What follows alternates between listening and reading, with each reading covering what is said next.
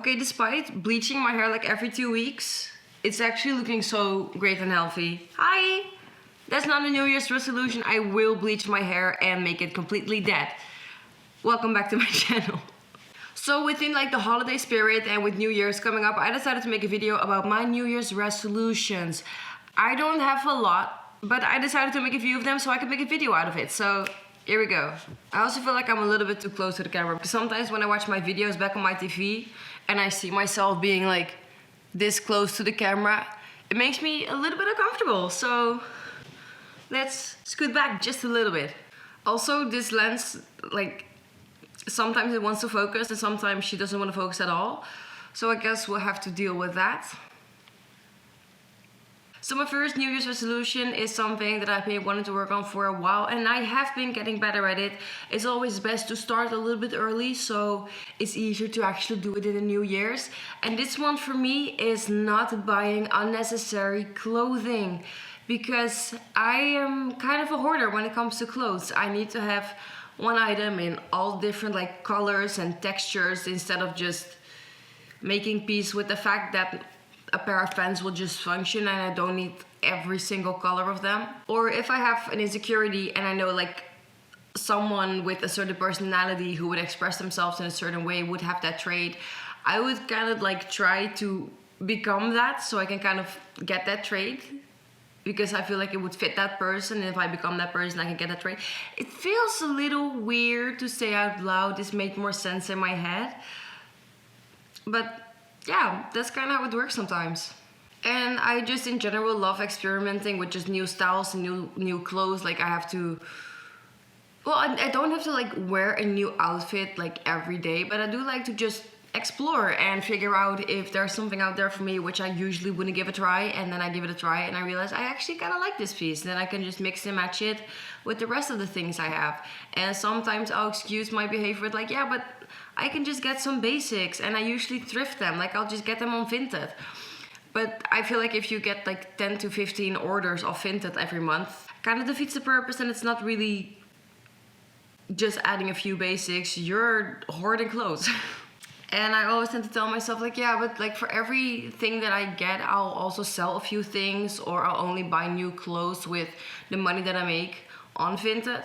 But if that actually happened, this wouldn't be one of my New Year's resolutions, and this wouldn't be one of my goals. This is the one time I'll actually probably do this. I sold 3 or 4 of my jackets, and with that money I'm going to get a jacket that I actually want and actually like, and I'm not going to buy it off Vinted, I'm going to buy it in person so I actually know I'll like the item. Because sometimes when people take photos in like not the greatest lighting, you can't really like see what the texture is like, what the material is like, or like what the fitting of it is. You also just like get disappointed because you do pay shipping of like anywhere from 3 to 7 euros like every time you order. So maybe just get it in person. That's what I'm planning on doing. So that's the first goal, not buying like unnecessary clothing as much as I do. So the second thing, and this is actually something I really want to, but I do find it hard to get back into this, is getting consistent with reading and journaling again, and kind of just getting back into a routine of doing it. Because when I had school and I would take the train like every single day, I would always read on the train at like these moments where my brain was like, oh, this is reading time. And right now I don't really have those moments, and I do read at home, but actually starting is usually the hardest part. Like I'll think about it and I'll think about it and I like want to start, but then I also feel like I have a lot of other things to do. So my plan for doing this and making it work is by, for example, going to the library every day.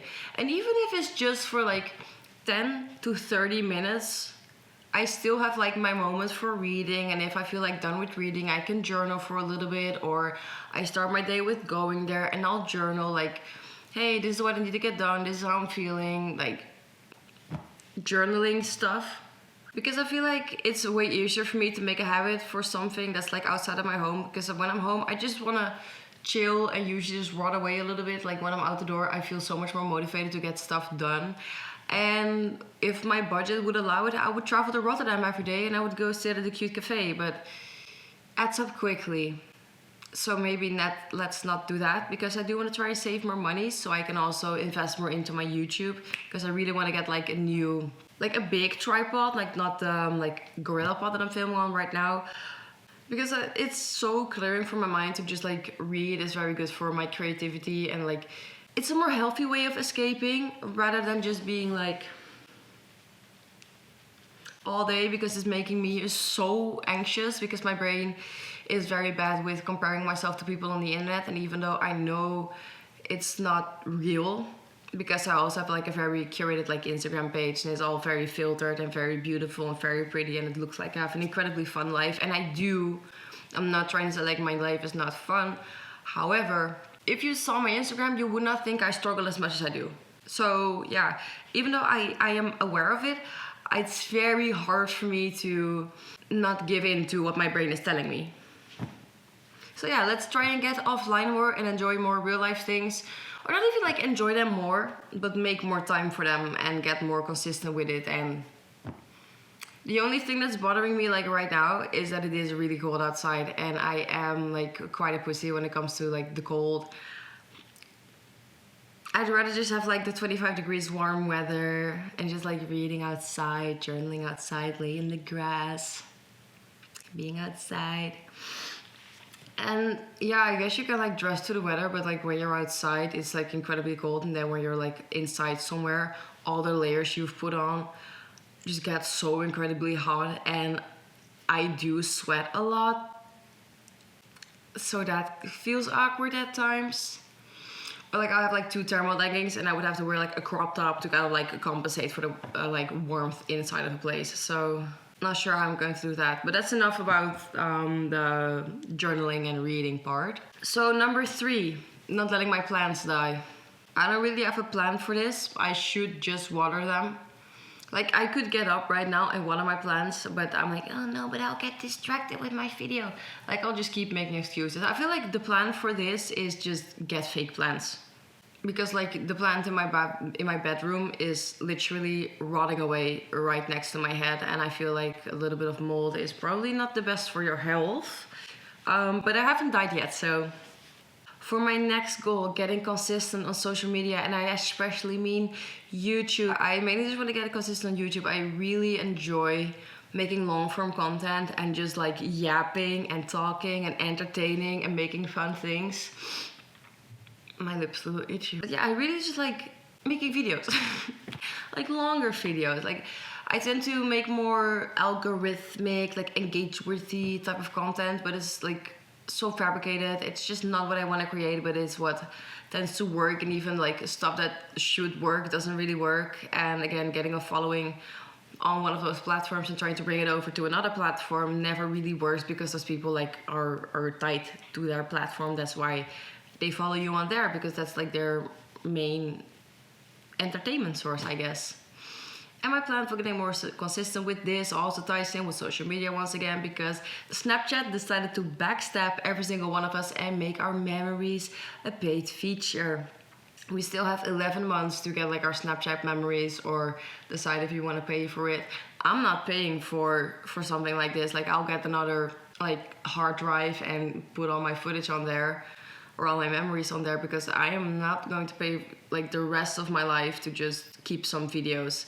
And it's probably going to take quite a while to like download everything, airdrop it to my laptop, put it on my hard drive. But it's also a very good motivator, because again, I tend to record a lot. I have like almost 200 gigabytes on Snapchat with all my memories. So yeah, I was also thinking like if I just like bring my camera everywhere, and maybe not like the big one I'm filming on right now, but like my small camera too, whenever I feel this urge to just like talk and like express what's going on, I can just like make it into a vlog. And even if that vlog is going to be like little clips over 2 weeks, well, that's still a video, and it will probably still have some entertainment in it, and maybe it's even fun because it's all over the place and it's like all these little moments combined together. But yeah, we'll see about that. And this will also be a great challenge for my vlogging anxiety, because every time I stop and then I start again, it's a little bit hard for me to like vlog outside, and then I have to train myself to not give a fuck anymore about like the opinions of others and just be like out there of like, okay, well, everyone's watching content nowadays, but everyone's judging people who are filming outside. Like, how does that even work? Like, everyone's so addicted to their little black screens, like their little rectangles in their hands. But whenever you see someone film outside, everyone's like, what are you doing? What the fuck's going on here? Like, it doesn't really make sense, I guess. But either way. So, next New Year's resolution kind of ties in with the last point. I feel like everything kind of ties together in some sort of way, but it's being kinder to myself. I have some problems with being kind to my mind because I tend to set pretty big goals for myself, and I do appreciate that within myself that I'm a big dreamer. I do feel like I am capable of anything that I want to achieve. However, I set like insane expectations for like the time frame. Like, I'll be like, okay, I want to have like this goal and it has to be done in like 2 weeks. Like, for example, like I want to fully be able to like play the piano, like blindly know everything in 2 weeks. And then like after practicing 3 times in 1 week, I'll realize it's actually like pretty hard and it's like kind of impossible to learn it that greatly in such a short period of time, and I'll get so incredibly demotivated because I feel just so disappointed that I did not make my goal. Then I'll just quit altogether. So I want to like try and learn to deal with almost failure in a way a little bit more, and just be more patient with myself and letting myself just do something without a set timeline, so I could just like flow and create through it without ruining something for myself, because that's usually what happens. Like, I'll ruin something very fun because I have to